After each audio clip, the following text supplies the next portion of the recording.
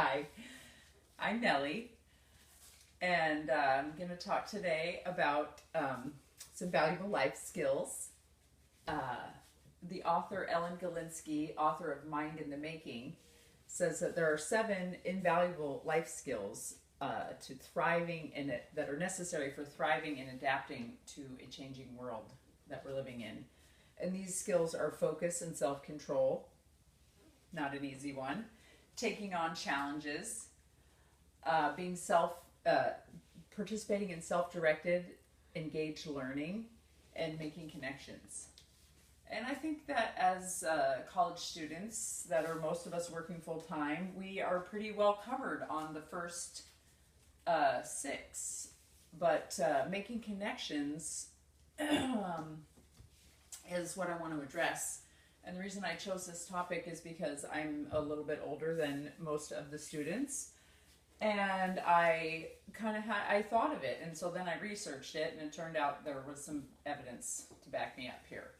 But I thought that making connections is something that I do pretty naturally, and I also realized the huge benefits that I've received from these connections. So, what am I talking about when I say a social connection? What is a social connection? A social connection is the way that I'm using the term is a relationship between 2 people.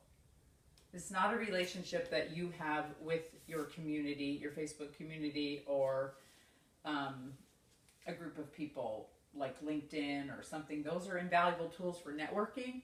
But what I'm talking about right now is not networking. I'm talking about social connections, which are relationships between 2 people that become invested in the well-being of each other. And these type of relationships have a way of paying off in unforeseen connections, usually things that, like finding a job, very, very beneficial in finding work, and this is commonly recognized. So the lucky thing is that we're hardwired to make these kind of connections. It feels good for people to be in relationship with each other. We're social animals, and that's our method of thriving.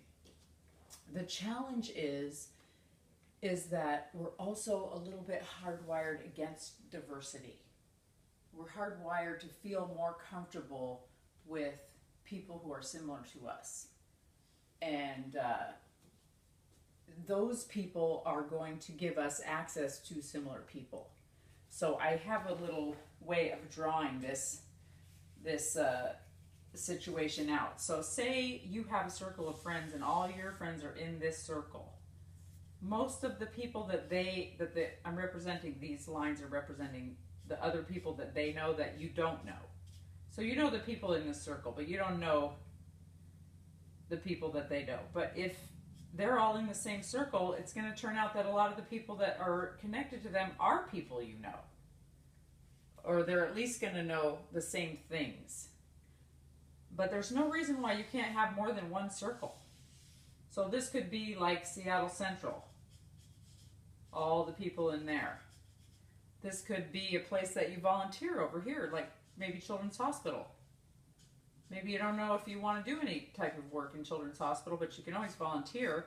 Suddenly, all the people attached to Children's Hospital might be able to connect to you somehow. Maybe this is your health club. So if you're participating in any of these places, you want to make sure you're participating in more than one place. If you are participating in more than one place, you want to make sure that you're connecting with a diverse group of people in those places. So what is that? What do I mean when I'm saying connecting? How do you get that relationship where the person becomes invested in your well-being and you become invested in their well-being? Well, one of the ways is just being around each other. So that you're already a step ahead there. The more you put into that relationship, the more invested the other person is going to be in you. So I'm going to talk about 2 specific concrete ways that you can figure out somebody that you would want to be more connected with and to take an action. So I would like to suggest that you write a letter to a teacher who is teaching in an area that you are considering going into. You don't have to be committed to going into it. You could just be considering it. And so it's a thing that's not that uncommon to write a letter to thank a teacher, but you might not really realize how big of a difference it makes to them, but it also makes a difference to you. You're not just doing it because it's a nice thing to do and it's the right thing to do. It actually will have a benefit to you, because the thing that this is the one thing that I really want you to know from this, is that what you might not realize is how much older people like to help younger people.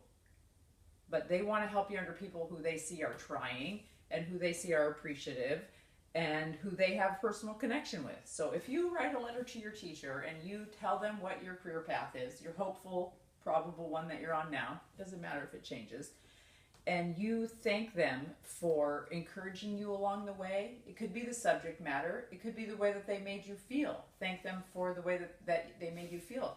Thank them that they made you feel like you could keep trying. Stuff like that, they love it. And that teacher, believe me, is going to keep thinking about you when it's time for something else good to happen. But I'm going to ask you to take it to another level. So first, I'd like you to write a letter to a teacher, a small card, and tell them what your plans are and specifically how they made a difference for you. And then here's the clincher. Set it into your calendar or somewhere. You need to follow up and send another communication to that teacher.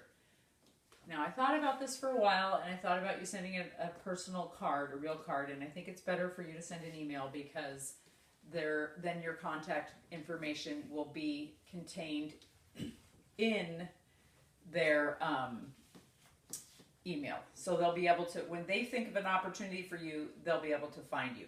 So after a year, send them another email, or 3 months, or 6 months, and tell them about your progress. And they will take such pride in your progress and feel personally like it was their accomplishment. And that will make them keep you in mind when things go right.